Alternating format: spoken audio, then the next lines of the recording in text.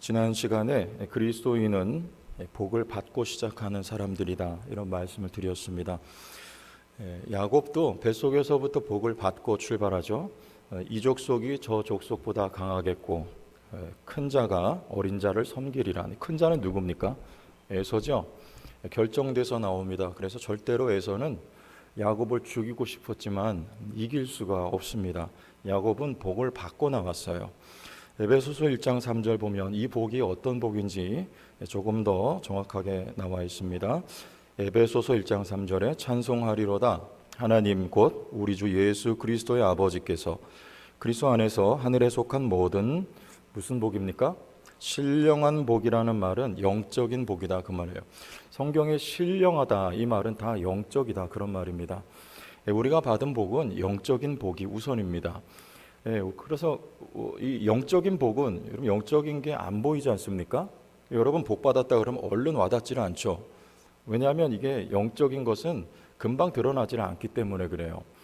우리가 복을 받았습니다 이렇게 말하면 나에게 금방 이 와닿지 않는 이유는 여러분이 현실을 보기 때문에 그래요. 현실을 보면 이게 내가 무슨 복을 받았냐 금방 이렇게 느껴지거든요. 근데 성경은 우리에게 신령한 복이다, 영적인 복이다. 이것은 영적인 복을 우리가 이미 받았고 그리고 지금도 받고 있다. 이 내용이 여기 담겨 있어요. 우린 복을 받았다 이 말이에요. 여러분 영적인 복이라는 건 성경에서 어떻게 묘사를 하고 있는가 보겠습니다. 베드로에게 주님께서 말씀하셨죠. 바요나 시모나 내가 복 있도다. 그래서 복은 왜 주님이 복 있다 하셨습니까? 주는 그리스도시요 살아계신 하나님의 아들입니다. 이 고백을 할 수 없는데 베드로가 했단 말이죠. 하나님이 도와주셔서 하나님이 함께 계셔서 감히 그런 고백을 할 수 있었던 것은 하나님이 베드로와 함께 계시기 때문인 것. 그래서 주님이 내가 복이 있다 그랬습니다. 이 영적인 복을 받은 사람 바로 베드로란 말이죠. 야곱이 야복강가에서 다리가 부러집니다. 환도뼈가. 그때 야곱의 상태는요 절죠? 이게 복입니까? 우리가 만약에 그런 상태가 됐다면 여러분 길 가다 넘어졌으면 내가 복 받았다 그렇게 말한 사람 혹시 계십니까? 아니죠. 재수없다 그러죠. 야곱은요 다리가 완전히 위골이 돼 버렸어요. 그런데 위골될 만큼 상태는 그렇지만 야곱은 이제 앞으로 하나님을 의지하여서 걸어갑니다. 그의 인생길을. 이게 복이라고 하는 거예요. 하나님을 의지하는 만큼 복이 경험돼요. 이게 바로 영적인 복, 영적인 복을 받았다. 근데 우리가 영적인 복을 받았는데 그러면은 현세적인 복은 관계가 없는가? 그렇지가 않습니다. 현세적으로도 우리 눈에 보이는 형태로도 이 복이 반드시 나타나게 되어 있어요. 우리가 영적인 것만 복이고 현세적인 건 기복적이다 이렇게 말하는 경우 상당히 있는데 그렇지 않습니다. 여러분 그건 성경적이지가 않아요. 성경적인 거는 이 모든 것을 다 포함합니다. 하나님은 만복의 하나님이세요. 하나님이 천지를 창조하실 때 이 모든 천주의 만물이 하나님께서 지으신 것으로 우리에게 주신 하나님의 선물이며 내용들이죠. 이게 보이는 형태 아닙니까? 이 모든 것들이 다 복이란 말이에요. 우리 말씀을 통해서 한번 확인합니다. 오늘이 24장은요 굉장히 길어요. 근데 내용은 이삭의 부인을 얻어주는 내용입니다. 근데 이 이삭의 아내를 얻는데 이 리브가라고 하는 사람이 여러분 어때요? 그냥 영적으로만 이게 훌륭한 사람이 아니라 현세적으로도 굉장히 탁월한 여인으로 성경은 묘사를 합니다. 15절을 한번 보고 갈게요. 15절 말을 마치기도 전에 리브가가 물동이를 어깨에 메고 나오니 그는 아브라함의 동생 나홀의 아내 밀가의 아들 부두엘의 소생이라. 자, 집안이 어떻습니까? 아브라함의 혈족이잖아요. 일단은 집안이 좋아요. 현세적입니까? 아닙니까? 현세적이죠. 16절 그 소녀는 보기에 심히 어때요?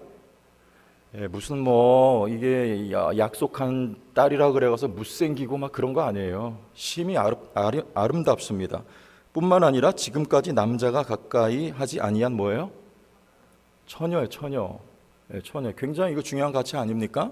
현세적인 거예요. 그런데 믿음도 좋아요. 58절 리브가를 불러 그에게 이르되 내가 이 사람과 함께 가려느냐? 그가 대답하되 가겠나이다 그래요. 누가 그랬어요? 시아버지 될 아브라함이 그랬잖아요. 본토 친척 아비집 떠나라 그러니까 뒤도 안 돌아보고 떠나버리잖아요. 지금 리브가가 그런 거예요. 부모님이 물어봅니다. 너 이 사람 따라가겠냐? 그랬더니 네, 가겠습니다. 두 번 얘기하잖아요. 한 번에 그냥 마치 아브라함처럼 믿음이 좋은 거예요. 여러분, 이보다 더 좋을 수는 없죠. 이보다 더 좋은 며느리감 있습니까? 이보다 더 좋은 배필감 있어요? 네. 현세죠. 근데 한 가지 아쉬운 게 있으면 뭐가 없어요? 성경에 이 리브가가 돈 있다는 얘기는 안 합니다. 근데 걱정할 거 없어요. 누가 있기 때문에? 아브라함이 돈 많아요. 30절 보고 가세요. 그의 누이와 코걸이와 그 손의 손목걸이를 보고 누가 봅니까? 이 리브가 오빠가 보는 거예요. 딱 보니까 이 집에 시집 보내야 되겠네. 뭘 보고요? 손목걸이, 코걸이 차고 있어요. 근데 여러분, 이게 금일까요? 은일까요? 쇠일까요? 골라보세요. 금이 좋죠? 기왕이면. 아브라함이 돈 많아요. 이건 틀림없이 금입니다. 금고리. 폐물이에요, 폐물. 근데 이게 조그말까요? 클까요? 코걸이가. 크겠죠? 제가 그때 보니까 커요. 리브가가 코가 꽤 오똑하고 크더라고요. 크죠? 굵죠? 손목은요? 손목걸이다. 크죠? 금덩어리. 자, 아브라함이 돈 많아요? 더 정확하게 묘사합니다. 35절 같이 읽어봐요. 시작. 여호와께서 나의 주인에게 크게 복을 주시어 창성하게 하시되 소와 양과 은금과 종들과 낙타와 나귀를 그에게 누가 주십니까? 하나님이 주셔요. 하나님이. 자, 현세적인 복 받는 거 맞아요? 맞습니다. 우린 영적인 복을 받았어요. 지금 받고 있어요. 그러나 여러분, 하나님이 필요에 따라서 현세적인 복을 주시는데 어떤 필요에 따라서 주시는 것입니까? 두 가지입니다. 첫째는 믿음에 대한 하나님의 보상이에요. 어떤 믿음이었어요? 다 털어버리고 가잖아요. 미지의 땅으로 갑니다. 이게 자수성가해야 돼요. 아무런 보장도 없고 기반도 없는 가나안 땅에 가 살아야 돼요. 뭐 따라갑니까? 12장 4절에 보면 아브라함은 여호와의 말씀을 따라갔다 그래요. 따라간 건 오직 한 가지입니다. 돈 따라간 거 아니고. 롯은 뭐 따라갑니까? 눈에 딱 보니까 여호와의 동산 같고 애굽과도 같았어요. 거기 따라가죠? 보이는데 좋은 거. 근데 아브라함은 하나님 말씀 쫓아갑니다. 그때 하나님이 말씀 쫓아갔던 아브라함의 나머지 여생을 책임져 주시기 위해서 그 믿음에 대한 보상으로 책임으로 하나님이 아브라함을 부요하게 해 주셨던 것입니다. 여러분, 우리가 세상에서 말씀을 따라 산다는 건 굉장히 어려운 일입니다. 왜냐하면 이 세상의 구조는요, 우리가 성경 말씀대로 살면 부자가 될 수가 없게끔 되어 있어요. 정직해야 되잖아요. 신앙으로 양보해야 되잖아요. 베풀어야 되잖아요. 어떻게 잘 됩니까? 그 외에도 많은 우리 제약들이 있어요. 해서는 안 될 것들을 세상에서 많이 한단 말이죠. 여러분, 말씀 따라 살면 잘못하면 망할 수도 있습니다. 그런데 하나님이 살아계신 한은, 그리고 여러분이 말씀 따라 간다 했을 때 하나님이 책임져 주시고 보상을 해 주시되 확실하게 책임져 주십니다. 확실하게 보상해 주세요. 말씀이 우리에게 해주고 있는 약속입니다. 이삭이 어디로 가지 말라 했습니까? 하나님께서 너는 애굽으로 가지 마. 아브라함은 애굽으로 갑니다. 왜? 기근이 들었거든요. 먹을 거 찾아 가야 돼요. 그런데 이삭에게 넌 이곳에 머물러. 거긴 그랄이었어요. 애굽 가지 마. 그런데 이삭은요, 아버지 같이는 하지 않았습니다. 거기 머물러요. 말씀대로 순종합니다. 그때 그 해에 농사를 졌는데 몇 배의 소출을 거뒀습니까? 성경은 100배라고 말씀하고 있어요. 왜요? 말씀 따라갔거든요. 말씀 지켰거든요. 하나님이 약속하신 대로 가지 않았지만 애굽에 가야 되죠. 거기가 부요하니까요. 먹을 게 많으니까. 그러나 안 갔지만 하나님께서 하늘문을 여시고 이삭에게 100배의 소출을 거두게 하시며 가는 곳마다 당시에는요, 우물은 생명과 같아요. 물이 있어야 먹고 살죠. 그런데 이삭이 우물 파면은 와서 그거 다 뺏어가요. 그런데 옮겨서 파면은 또 거기서 우물이 나옵니다. 아무리 파도 거기서 파는 대로 우물이 나와요. 하나님이 복을 주시는 것이죠. 말씀대로 살면요, 당신은 손해보는 것 같은데 하나님이 책임져 주신다는 보장이 담겨 있는 것입니다. 여러분, 하나님 말씀 따라가시길 바랍니다. 두 번째는 하나님 뜻을 이루는 거예요. 뜻을 이루는 거. 왜 이렇게 아브라함이 현세적인 복으로 돈 많이 벌었을까? 잘 살게 됐을까? 하나님의 뜻은요, 약속의 땅에 사는 것입니다. 그 약속의 땅에 살면서 약속한 자녀를 낳는 거예요. 그 땅에서 그 자손이 오는 거예요. 예수 그리스도가. 이게 하나님의 뜻이잖아요. 아무것도 없는 그곳에 하나님의 약속받아 거기서 살아야 되니까 하나님께서 나머지 모든 것을 책임져 주시지 않겠습니까? 뭐 받들라고? 약속 받들라고. 대한민국이 6.25 때 소총 하나 못 만드는 그런 가난한 나라였습니다. 근데 지금은 어떻습니까? 불과 70년 지났어요. 지금 못 만드는 게 없잖아요. 탱크도 만들죠. 자주포도 만들죠. 심지어는요, 군함도 만들고요. 더 심지어는 잠수함도 만들어요. SLBM이라고 들어보셨어요? 미사일을 쏘아 올리는데요, 잠수함에서 바닷속에서 뚜껑 열고 미사일을 거기서 쏘아 올리는데 이게 세계에서 몇 번째예요, 우리나라가. 전투기도 만들어요, 세상에. 이번에 만들었지 않습니까? 4.5세대. 근데 전문가들은 거의 5세대라 그래요. 미국에서 만든 전투기가 지금 5세대잖아요. 6세대 전투기 말은 있는데 못 만들어야지. 그냥 안 만듭니다. 우리나라가 최고 기술을 가진 전투기를 만드는 나라가 됐단 말이에요. 레이더에도 안 잡혀요. 달에 탐사선도 보내지 않습니까? 우리나라 왜 이렇게 복을 받았어요? 어떻게 이렇게 잘 살게 됐냐 말입니다. 뜻이 있기 때문에. 우리나라 선교 두 번째로 많이 하는 나라입니다. 미국이 첫 번째예요. 그런데 기가 막힌 것은요, 우리 대한민국 선교사님들만큼 근성 있는 선교사는 세계에서 찾아볼 수가 없대요. 미국 선교사도 그렇게 못해요. 한국 선교사님들은 아프리카든지 오지든지 떨고 놓으면 거기서 사명을 감당한다는 거예요. 목숨 내놓고 거기서 선교를 한다는 거예요. 한국 선교사들이. 대한민국이 이렇게 잘 살게 된 것은요, 현세적인 복을 대한민국이 받은 것은요, 하나님 뜻 감당하라는 것입니다. 뜻. 여러분, 뜻 받들고 살라고 하나님께서 현세적인 복도 더하여 주신다. 지난주에 전화가 왔어요. 모교회 목사님입니다. 근데 이번에 GMS라고요, 저희 교단에 이 총회 선교부가 있어요. 이 선교사님들을 총회에서 파송하고 그 선교사님들을 돕는 그런 기관이 있습니다. 근데 거기 아마 그 이사장을 뽑는데 후보로 나오신 것 같아요. 그래서 저한테 전화를 주시고, 뭐 저희 원로 목사님도 총회 활동을 하셨으니까 잘 아시고, 뭐 제가 여기 후임으로 온 것도 좀 소식을 들어서 아시더라고요. 근데 제가 보니까 저보다 훨씬 선배시고,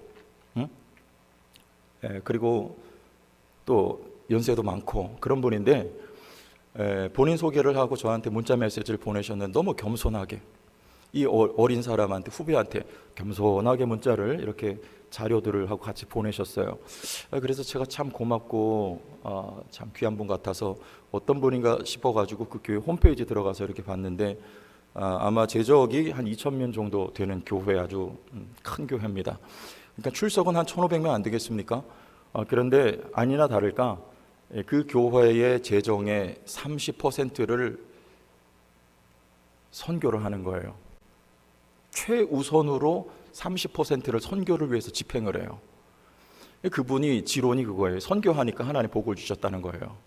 개척한 교회인데 그렇게 됐어요. 대단한 건 저는 정말 존경스러워요. 뭐 교인 수가 아니고, 저는 요즘 시대에 개척해가지고 교회를 그렇게 일궈냈다는 건 하나님이 하신 거지만 참 존경스럽습니다. 저 같은 사람은 이렇게 늦게 와가지고 다 차려놓은 상 받는 거잖아요. 개척해가지고 그렇게 됐어요. 선교에 목숨 걸었다는 거예요. 선교했더니, 그렇게 했더니 하나님이 교회에 복을 주시고, 우리 교단이 복을 받는 것도 이 GMS가 잘 돼야지, 교단이 복을 받을 것이다, 이런 입장이에요. 제가 동의도 되고 공감도 되고, 야, 역시 그런 생각을 제가 가졌었습니다. 뭡니까? 하나님의 뜻 받들라고 복을 주신다는 거예요. 자, 여러분, 오늘 새벽에 제가 이렇게 선교부 자료를 잠깐 봤어요. 저희 교회를 좀 들여다봐야죠. 그러니까 해외 선교에 매월 240만 원 보내요. 그렇죠? 우리 주파성 선교사님하고 교회에서 그동안 후원하던 협력 선교사 몇 분에서 240만 원 보내는데, 저희 구역에서 선교하고 있는 그 액수를 보니까 그보다 훨씬 더 많아요. 별로 느낌이 없으신 거죠? 저는 느낌이 있었어요. 딱 보고, 야, 잘했다. 그리고 잘하고 있다. 누가요? 최 목사가 아니고 성도 교회가 잘하고 있다. 그리고 앞으로 더 잘할 수 있겠다. 여러분, 그런 비전이 생기고 감사한 마음이 들었어요. 감사한 마음이 들었어요. 여러분, 우리 노회 목사님들 모임에 가면 목사님들이 그런 말씀을 하세요. 노회에서 제일 큰 교회가 성도교회. 노회에서 제일 큰 교회가 성도교회. 최근에도 제가 어떤 모임에 갔는데 저를 소개하면서 노회에서 제일 큰 교회 목사님입니다. 그래요. 제가 민구스러워가지고 몸둘 바를 모르고 제가 그런 거 별로 익숙하지 않기 때문에 그렇게 말을 해요. 그런데 저는요, 여러분, 노회에서 제일 큰 교회가 아니고 제천에서 제일 규모 있는 교회가 되기를 바라요. 왠지 아세요? 하나님의 뜻 받드는 교회 되기를, 하나님의 뜻 잘 받드는 교회가 되기를 원합니다. 예? 그래서 그런 마음 드는 것입니다. 다른 이유가 아니에요. 하나님이 현세적인 복을 주십니다. 이 땅에 하나님의 나라가 더욱더 세워지기를 원하고 하나님의 택한 백성들이 주께 돌아오는 그 일을 위하여 하나님은 복을 주신단 말이에요. 여러분, 돈이 필요하잖아요. 필요 없습니까? 나는 영적인 복 받았으니까 영적인 것만 가지고 살아가겠다. 그렇게 믿는 분은 그렇게 믿으시면 되겠지만 저는 동의가 안 됩니다. 돈이 있어야 선교하잖아요. 여러분, 구역에서 선교비 낼 때 어디서 내요? 돈이 있어야 내잖아요. 맞습니까? 건강해야지 주일 하지 않겠습니까? 현세적인 복이 있어야 된단 말이에요. 성도교회도 하나님이 그런 복을 더 더하여 주실 줄로 믿어요. 우리 중심과 마음을 모아서 하나님의 뜻받드는 교회가 되면 되는 것입니다. 최 목사 큰 소리 치니까 아멘 하시는 거 아니죠? 여러분 다 그런 마음으로 여러분 인생을 경영해 나가시길 축복합니다. 하나님 복을 주세요. 복을 주세요. 뿐만 아니고 형통도 합니다. 40절 보세요. 40절. 주인이 내게 이르되 내가 섬기는 여호와께서 그의 사자를 너와 함께 보내어 내게 무슨 길을 주셔요? 아브라함이 지금 종을 보내면서 평탄한 길을 주실 것이다. 정말 평탄합니다. 가는데 딱 만나고 딱 얘기하니까 딱 따라오고 일사천리예요. 이 형통입니다. 창세기의 이 형통의 이야기는 대표적으로 두 곳이, 오늘 여기 이 말씀, 또 요셉의 이야기입니다. 근데 요셉의 형통은요, 고난 속의 형통이에요. 우리 말씀을 보면 되겠습니다. 고난 속의 형통, 오늘 창세기 39장 2절 보겠습니다. 39장 2절, 여호와께서 요셉과 함께 하심으로 그가 형통한 자가 되었다는데 여기 장소가 어디입니까? 지금 보디발 장군 집 애굽에 종으로 형들에게 미움받아서 팔려갔잖아요. 이 무슨 형통입니까? 이게 이 상태가 무슨 형통이에요? 이게 지금 종으로 팔려갔는데, 그런데 성경은 이걸 형통이라 그래요. 이게 하나님의, 여러분, 일사천리로 잘 되는 것도 하나님 뜻이기 때문에 잘 된 거예요. 리브가를 얻는 것은요, 그 땅에 예수 그리스도 오실 때까지 이 계보가 계속해서 이어져 나가 생육하고 번성해야 되기 때문에 하나님의 뜻이란 말입니다.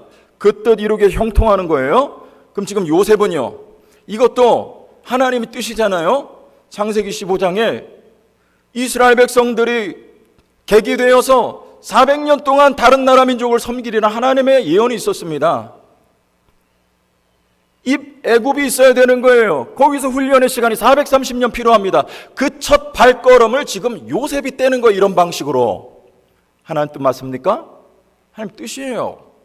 거기서 부족하여서 여러분 감옥으로 던져져요. 성경은 거기서도 형통했다 그래요. 그게 무슨 형통이에요? 하나님 뜻이거든요. 거기서 누구 만납니까? 술 맡은 관원장을 만나요. 그리고 바로왕 앞에 서게 됩니다. 요셉이라고 하는 사람이, 여러분 어떻게 바로왕 앞에 죽었다 깨나도 설 기회가 주어지겠냐 말이죠. 제가 중국의 시진핑이나 미국의 바이든을 만날 기회가 있겠습니까? 없지요. 혹시 몰라요 또. 그런데 뭐 저는 그러고 싶지도 않고 힘든 얘기예요. 그런데 거기서 술 맡은 관원장을 만나서 그 사람 꿈을 해몽해 줌으로 말미암아 바로왕이 할 수 없는 꿈을 꿨을 때 이 관원장의 도움을 얻어서 요셉을 불러낸단 말이에요. 하나님의 뜻이었습니다. 그리고 애굽의 총리 대신이 되어요. 여러분, 우리는 형통을 내가 계획한 것과 생각한 것 그대로 착착되면 그걸 형통이라고 하지만, 성경은 내 계획, 내 뜻이 아니고 하나님의 뜻과 하나님의 계획이 차근차근 맞아 들어갈 때 그걸 형통이라고 하는 것입니다.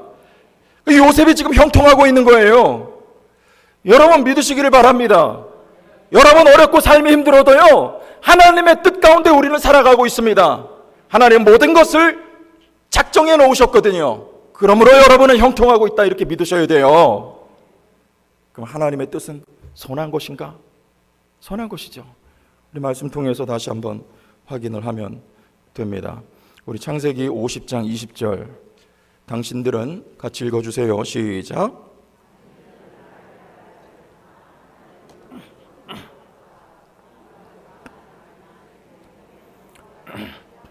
하나님은 그것을 뭘로 바꿔? 선이 맞습니까? 하나님의 뜻은요, 하나님은 여러분을 사랑하십니다. 하나님은 성실하세요.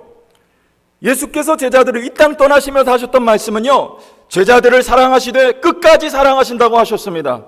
하나님은 여러분을 사랑하세요. 그분의 뜻은요, 내가 경험하고 있는 것이 무엇이든지 간에 선합니다. 왜? 우리를 사랑하시기 때문에 그래요. 그 뜻은 여러분을 위한 뜻입니다. 요셉이 감옥에 던져졌을 때나 그 모든 것이 요셉을 위한 것이며, 나아가 요셉으로 말미암아 구원받을 사람들을 위한 하나님의 좋은 뜻이었단 말이에요. 그걸 언제 알아요? 지금 요셉이 시간 지나서 돌아보니까 당신은 몰랐어요. 당신은 원망했을 수 있습니다.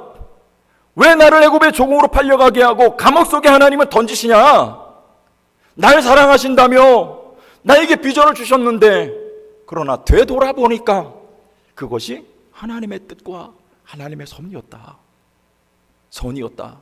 여러분 지금은 모를 수 있습니다.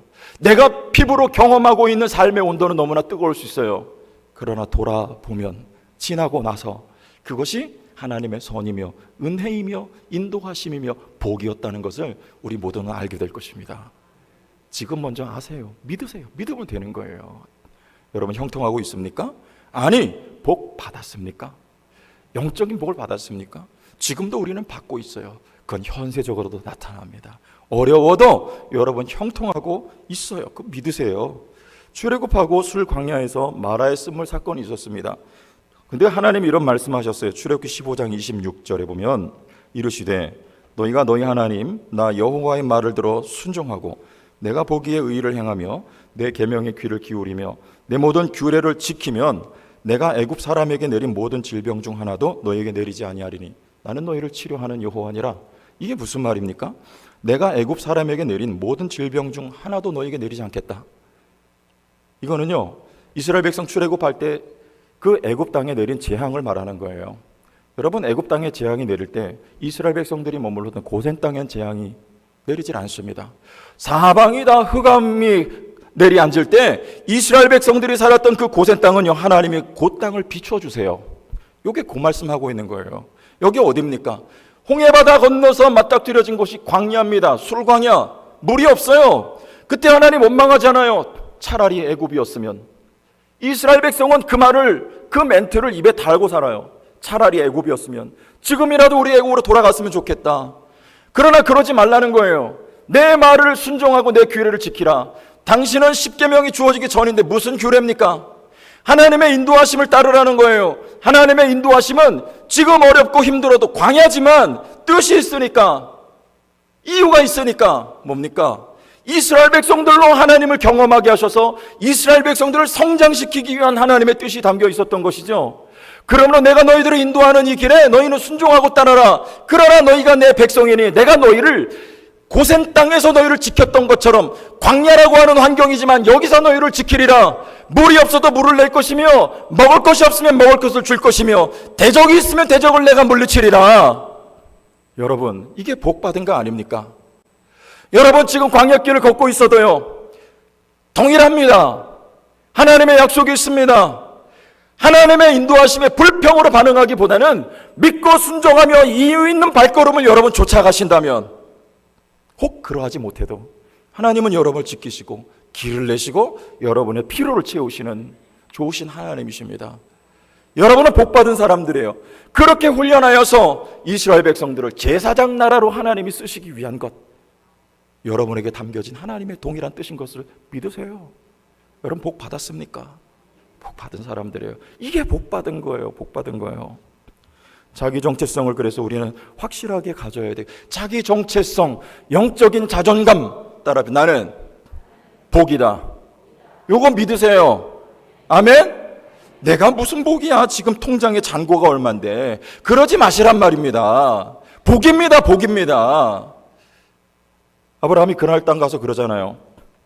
이게 내 누이라고 2번 그러죠. 잘못하죠. 하나님은 뭐라 하세요? 하나님은 그렇게 보지를 않으세요. 아브라함은 순간 망각하는 것입니다. 자기 죽을까 봐. 죽습니까? 약속이 이루어져야 되는데 하나님이 죽게 내버려 두십니까? 하나님은 말씀하세요. 그랄 왕에게 얘는 선지자야. 얘가 너를 위해 기도하면 네가 살 거야. 아브라함이 그날 왕을 위해서 기도합니다. 막혔던 태가 열려버려요. 치료돼요. 아브라함이 복을 받았어요. 아브라함은 반드시 승리합니다. 어디를 가든지 복을 받은 아브라함은 하나님이 지키시고 이기고 승리하게 되어 있습니다. 여러분이 그런 존재들이란 말이에요. 여러분이 누군가를 위해 기도하면 거기에 복이 임합니다. 여러분 가는 곳에 손 닿는 곳에 복이 임한단 말입니다. 제천 성도교회가 복입니다. 여기 복덩어리예요. 제천 성도교회로 말미암아 제천이 복을 받습니다. 대한민국이 잘 될 수 있습니다. 제천 성도교회가 손 닿는 곳마다 복을 받게 되는 것입니다. 여러분 영적인 자존감, 정체성을 가지세요. 예멘의 스코트라 섬이라는 섬에 사진 보여주세요. 이런 식물이 있더라고요. 사막의 장미라고 하는데 귀하게 생겼죠. 일명 사막의 장미. 그런데 얘는 이렇게 다 하나같이 이렇게 생겼어요. 한 그루만이 아니고. 왜 그러냐면 여기 척박하다는 뜻입니다. 물이 적기 때문에 뿌리에 물을 내리기 위해서 이렇게 모양새가 이렇게 둥치 쪽으로 이렇게 변형이 되어 있는 거예요. 이게 무슨 말입니까? 상황이 안 좋아요. 척박합니다. 그런데 타협하지 않고 저항하는 것이죠. 살기 위해서 그래요. 여러분, 상황과 타협하지 마세요. 여러분, 상황에 동의하지 마세요. 하나님의 말씀에 저 나무가 깊이 뿌리를 내려서 사진 한 장. 결국에는 여기서 꽃이 펴요. 사막의 장미라고 하는 저 아름다운 꽃이 피어지듯이 상황이 어떻든지 간에 하나님의 말씀 너는 복이 될지라. 우리가 이해하기 좋게끔 너는 복이 될지라. 미래 시제지요. 하나님은 과거도 없고 미래도 없습니다. 영원하신 하나님은 항상 현재예요. 그러므로 너는 복이 될지라 말씀하실 때 그건 지금 아브라함이 복이라는 뜻입니다. 아브라함의 믿음의 후손인 여러분 모두는 복이에요. 지금 이 말씀에 뿌리를 내리세요. 그러면 여러분 복의 꽃이 피고 복의 열매가 맺히게 될 것입니다. 반드시 그래요. 오늘 이 말씀 가슴에 담고 내가 복이다.